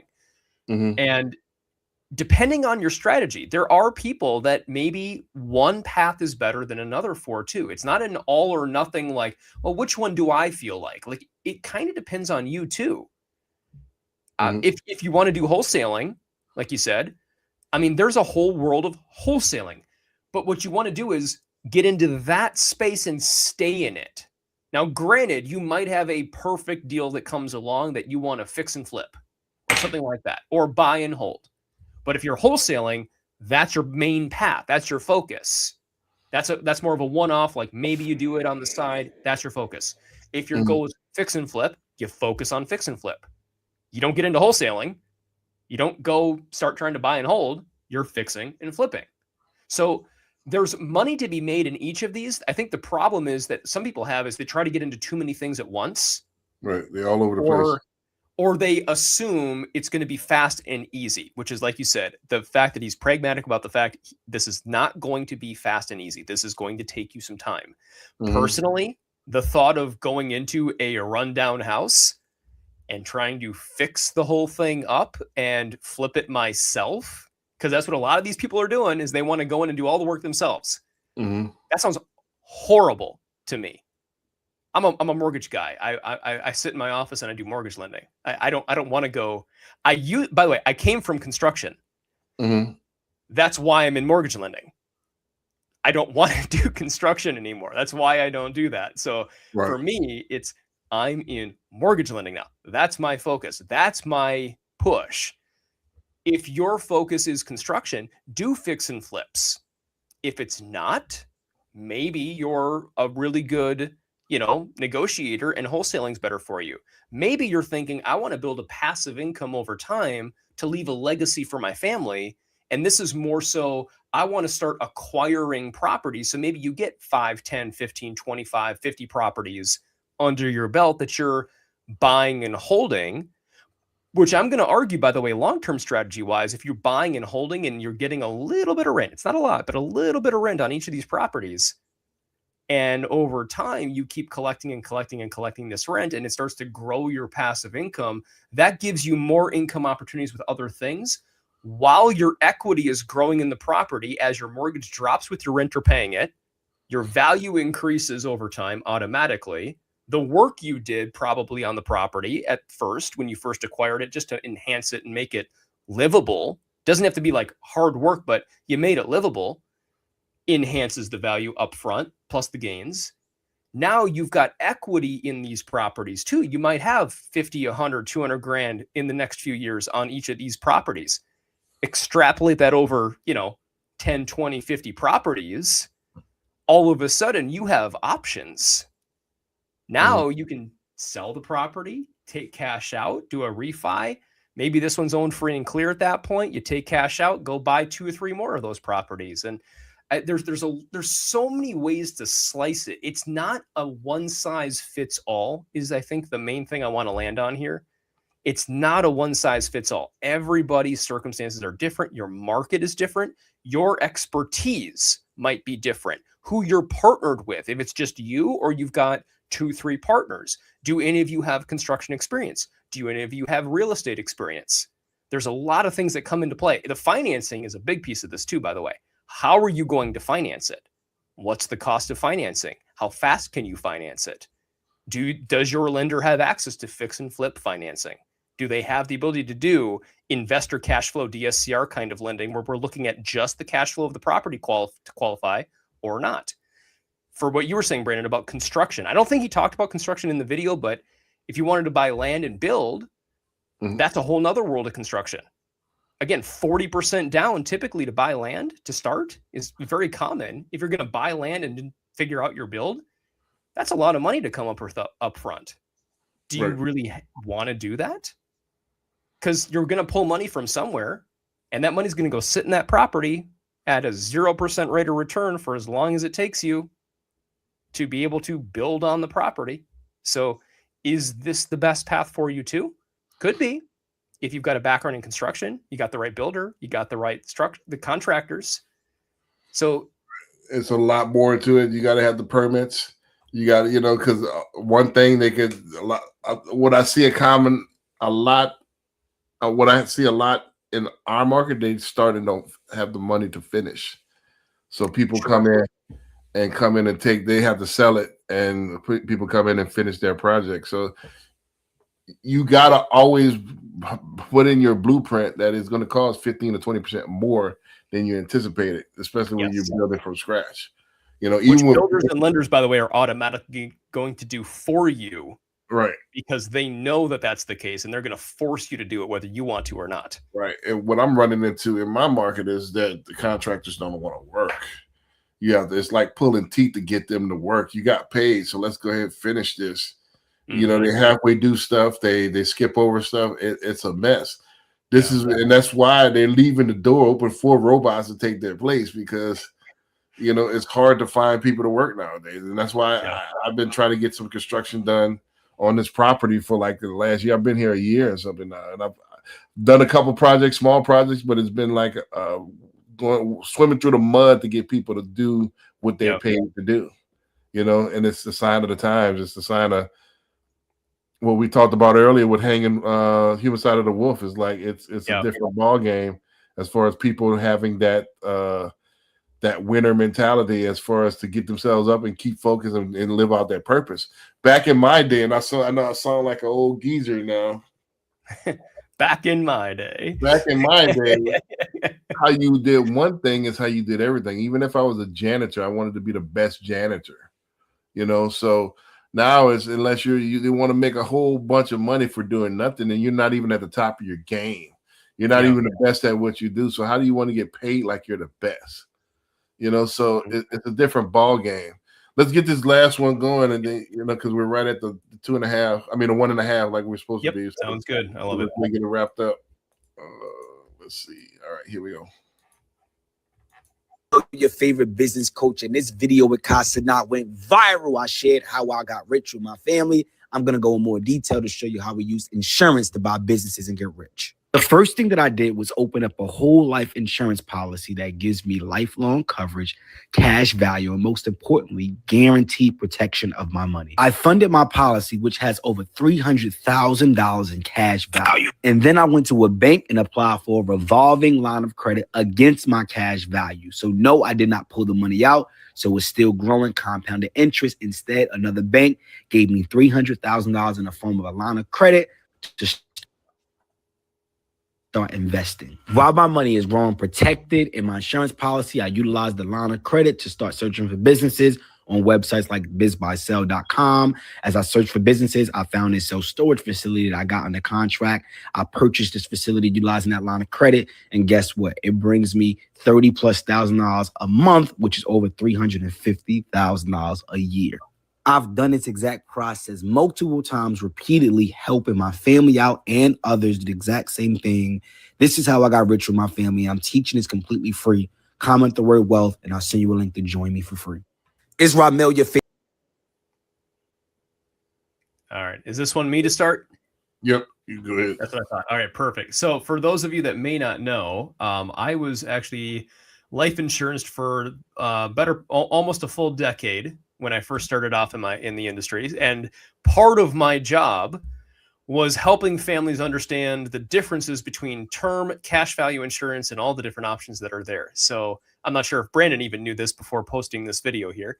But this one hits home for me of there's so many things. I mean, we could spend an hour on this one video alone, honestly, but I'm going to argue one very important point.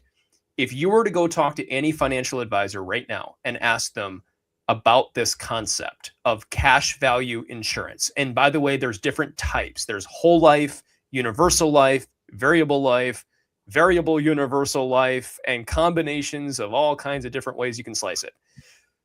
In the past, it used to be horrible. These policies would self-implode eventually. They would not be fully funded properly, and it could destroy your financial plan. There were no guardrails on this thing. Just the same as there were no guardrails on the mortgage industry. There were no guardrails on the financial advising industry. There were no guardrails on the cash value life insurance industry. This was a big problem for a long time. It has cleaned up. It is much better now. And the policies of today are way better, like night and day than what they used to be back in the day.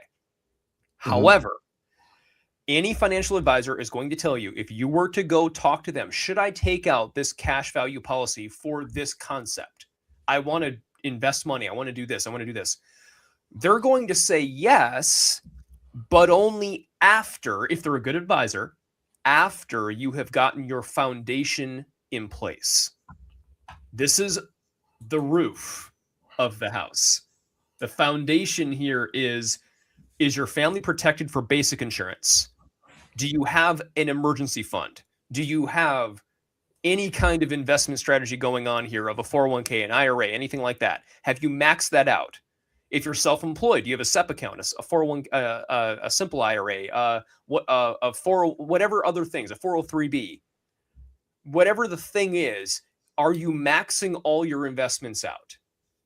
After you've done this, usually then, when you've gotten the basic foundations done, then the cash value policy makes sense and you start building and growing that. And as you build and grow that over time, and it starts to perform, and there is a rate of return tied to this as well, similar to an IRA or anything like that. Like there's a rate of return to this thing.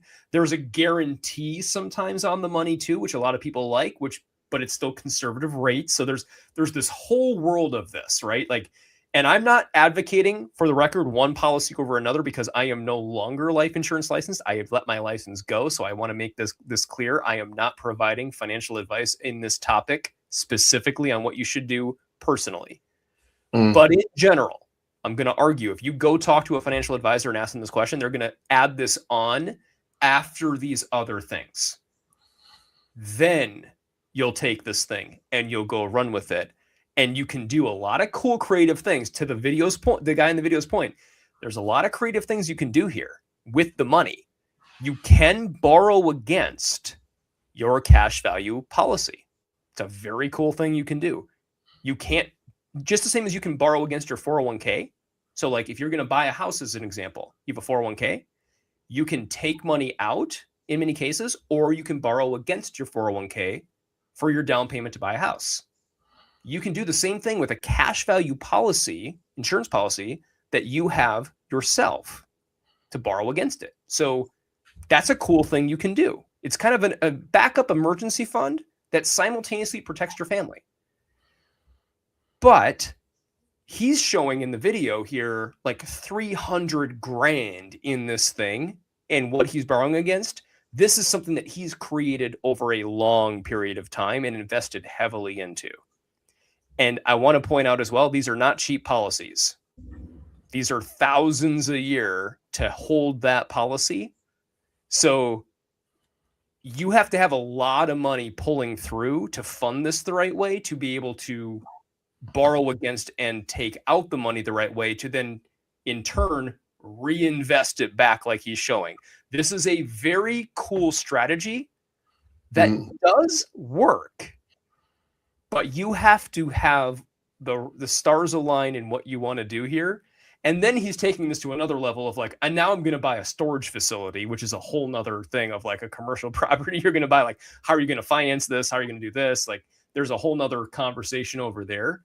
So he's pulling together all these things, but I wanted to focus on the cash value policy. This is, for anybody that doesn't know, a very great strategy to add to your financial portfolio talk to your financial advisor about getting a cash value life insurance policy. Life insurance is extremely important. My dad died of cancer 13 years ago, and my mom still is living today on the life insurance policy that I put on him 13 years ago. So get a life insurance policy. I don't care who's watching this, term policy, whatever it is, talk to an advisor, get a term policy in place. Right.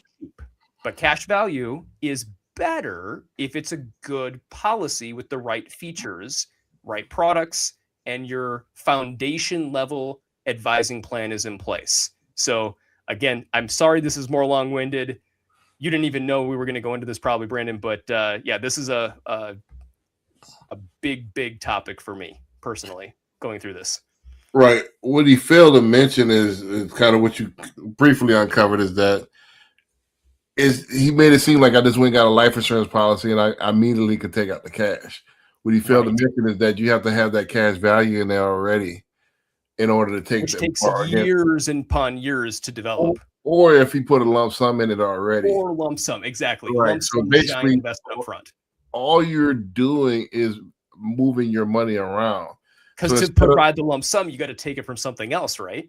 Right. So you just moved it around. What it is a good strategy in that case to do it that way because you still have the debt benefit of the life insurance policy in case you do kick off, you know, and then you do still have the triage of a compounded interest as well, you know, as far as doesn't as you as it gets older, doesn't it increase in value? Those type of policies as well? Correct. As the policy ages, the cash value can increase if it's funded properly. Right. That's the key. And that's where people got into trouble is it increases, but people weren't keeping up with the premiums. So all of a sudden, what they were paying sounds great, but then all of a sudden they're short. Right. Because the premiums are increasing, but they're not funding it right. So then what happens is the policy, the cash value, starts to fund the premiums until eventually it comes down and self-implodes. And then all of a sudden, this whole life policy, which is the entire concept of the name, you'll never have to worry about it. It never expires. It never goes away. For your whole life. All of a sudden, it self-implodes. And at 60 years old, it's like, sorry, there's no more money in your account. Your policy has been canceled because all the cash value of that 100 grand you built up has now gone back over to your premiums to pay your premiums that never changed because you didn't keep up with them, and therefore you no longer have insurance. So you just spent all this money, a massive amount of money to fund this incredible policy that will never pay out in remotely close to what you could have for a 10th of the cost or an 1/8 of the cost on a term policy. So concept here is the whole premise of my financial advising background is buy term and invest the difference. Buy term, invest the difference, let that grow.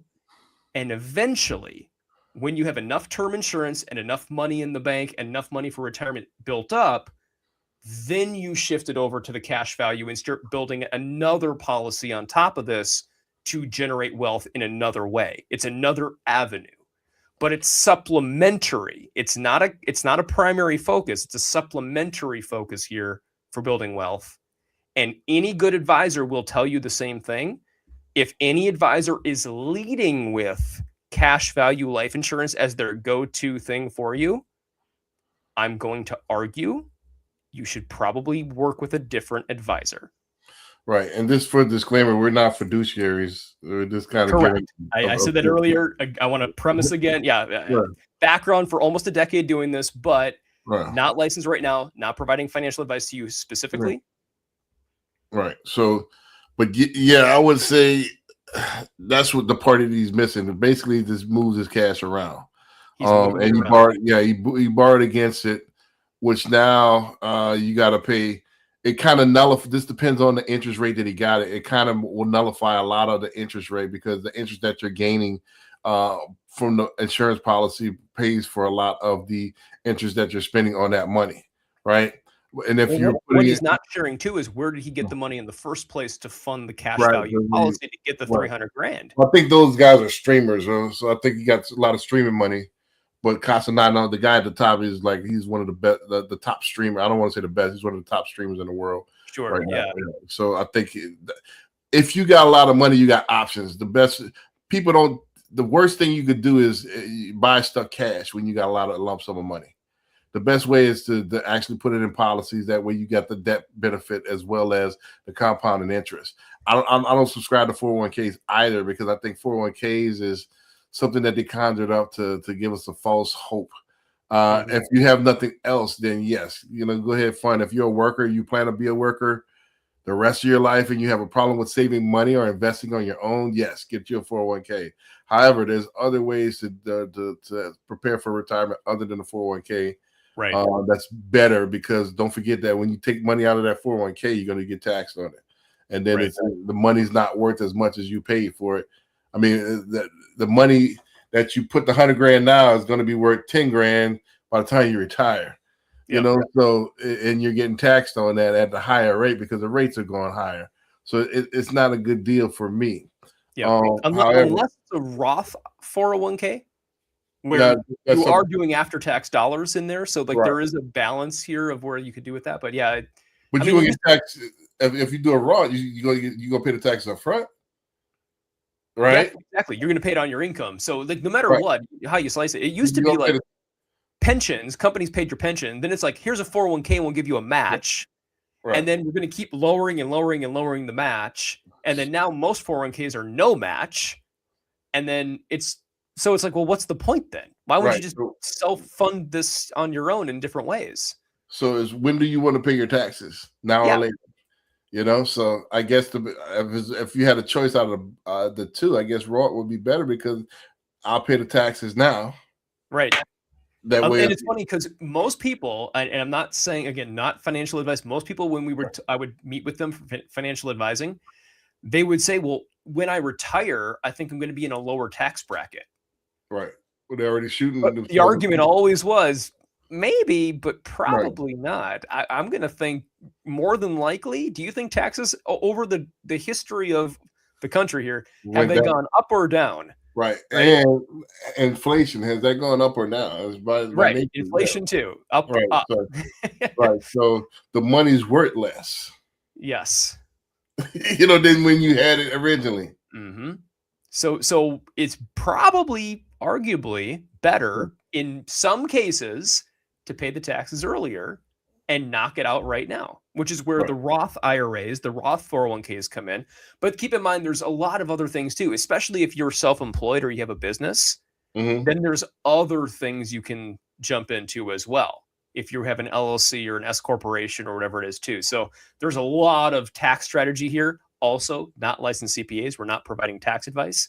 Right. But what this guy is saying, in theory, sounds nice. If in circumstances, they in leave a lot very of stuff specific circumstances. Yeah, they leave a lot of stuff not out. The norm. Right. A lot of what he made it seem like is that I could get a policy and I could borrow against it right away. That's not the case. That's not the case. Yep. Yeah, nobody's going to borrow. Nothing's backing that 300,000. Exactly. So what are they going to give you based on what is worthless? Is this a piece of paper? So nobody's going to give you 300,000 out of thin air. He dumped the money in. He dumped $300,000 into that policy for it only to be worth 300,000. Right. And by the way, when you talk to a financial advisor and you get a policy like this, they do have a chart that they provide you where they break this all out. So you can actually see, like, if I put 5,000 a year or 10,000 a year into this thing, eventually how much will I have over 10, 20, 30 years, whatever. The cool thing is it's better tracked. It's more easily trackable than other things because it is life insurance. So it's a life insurance policy. Therefore, there's more accurate stats behind it, but it is going to take you some time to build it up. Right. So I want to say this deep point, then I'm out because I gotta get ready for tomorrow. One thing we have been convinced of, since we talk about assets, is that one of the most important assets that you have is time. And we got convinced to trade our time for an asset that's depreciating. Time is getting more and more, as you get older, getting more and more valuable because you have less of it. And that's something that can't be replaced. You don't get more time. You have a certain amount, and only one person knows that start and end date. You don't know. So a lot of people trade this time for quote unquote money, or they just give the time away to frivolous things, to stuff that's not serving their purpose, the stuff that's, actually bringing more harm to you than good. And this is the asset that you'll never get back. And you're trading this for something that's depreciating or something that's actually doing you harm. So you got to analyze, what am I doing in order to maximize myself? And you got to do a self 401k. We talk about the power of ownership. The biggest thing that you can own is yourself and your time. Because you're not getting any more. So you got to value your time. One of the things, most of my wealthy friends, that's the biggest thing. They won't let you waste their time. They're huge on that. Oh, this is a waste of time. I mean, so giving time to your broke friends that's not benefiting is actually doing you harm. You got to analyze this. What am I doing? What am I doing? If I want the certain results, what am I doing the day-to-day to actually achieve those results? And then is this going to be a net positive or a net negative? Right. So I get it. Oh, I'm young. Oh, I got time. How do you know this? Mm-hmm. Now, I'm not anti-fun. However, what is fun? Is struggling at 30, 40 years old, is that fun? Is not being able to make ends meet, working on a fixed income, believing that you're going to be in a lower tax bracket and you are because you didn't plan? Mm-hmm. Is that fun? The system is designed to do this to everybody. That's just the way it is. Well, is the system, or are we doing it to ourselves? Because I see people that they have the same limbs as I do, excelling. Mm-hmm. So are we doing it to ourselves? Because I see opportunity. I agree. That's the thing is, can you read between the lines? Can you see the opportunity in between everything? But I don't think everybody does, because the thing is the entire system is designed. We talked about this at one of the earlier videos of the distractions, the social media, the things that keep us away from living our lives and fulfilling purpose. Right. We're distracted from this intentionally. So take ownership of your life, take ownership back, redirect your time, redirect your focus on how can I grow and build wealth. It could be cash value insurance. It could be wholesaling, fixing, flipping, or buying and holding real estate. It could be all kinds of things that we've talked about today. Or it could be AI itself. Instead of running from it, oh, it's coming. They're taking our jobs. It's all on how you look at it. Is it? Are you a patriot or are you a terrorist? It's all in the eye of the beholder. Mm-hmm. So what I mean by that is that it's all perception. Is it the world coming to an end, or is it the beginning of a new world? So you got to embrace it. So AI is coming. It's coming. By you whether you like it or not, and whatever you want to call it. By you complaining about it, or you denying it, you sticking your head in the sand, it's still coming. That's why I don't understand. I don't understand people that, oh, I'm depressed, or I drink, I'm an alcoholic. Or I'm a drug addict. You doing all this to mute the pain or numb the pain, or make it's still going to be there once you come off your high. Right. You're still going to have to eventually tackle these things and be able to invoke yourself. Yep. And I think so many people are struggling. I mean, honestly, like they're struggling. They're looking for answers. Anybody watching this, I mean, that's part of what we're hoping to do, is provide a little bit of hope, a little bit of direction. So maybe, just maybe, you're watching this and you're thinking, that's a good idea. I should try that. I should look into this. I should talk to a financial advisor. I should do some research on real estate investing. I should talk to David or Brandon about, getting pre-approved to buy a home or refinance my current property if we want to look at that, or whatever it might be. Like, there's so many powerful things you can do in life if you have the right people behind you, I think is a big piece of this. Or the right purpose. The first part of this is your social influence. Or the right purpose. Like you shared earlier, you had the wife that you wanted, you had the town that you wanted, and what you did, you had it in your mind, I'm going to do what I need to do to maintain this. Yes. So you got to have that, and that was your purpose, to have a family. That's what you wanted to do. So you got to put yourself in the right situation to where, hey, this is what I want, and I'm going to work every day to sustain this and to make this a reality. Yep. Nobody owes you anything. Nothing is going to fall in your lap. Nothing is going to fall out of the sky. And here, this is you got to decide what you want to do with your life, and then execute. Every day is a battle. Every day is a blessing. Yes.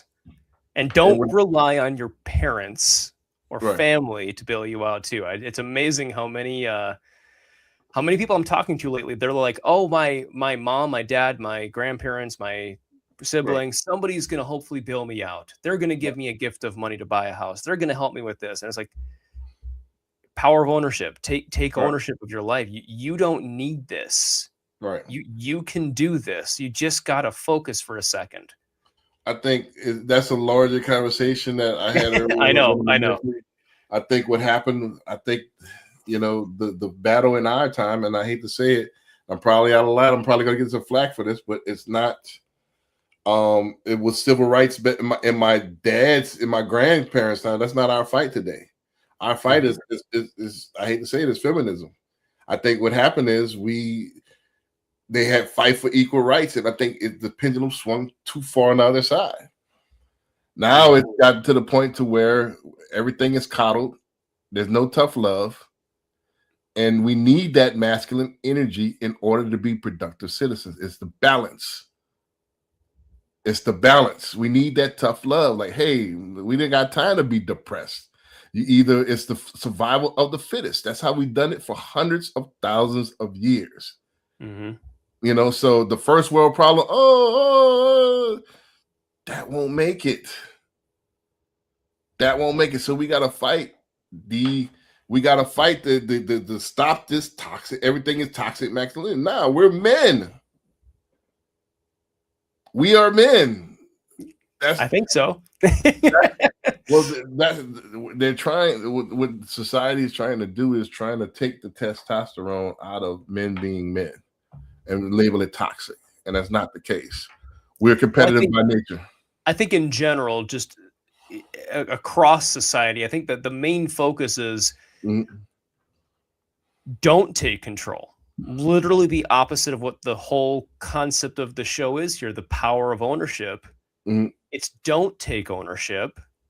You're a victim. The victim mentality. You're a victim. Right. Everybody else is against you. Right. And it's everybody else's fault. Against the people and fight against everyone else that's making you a victim.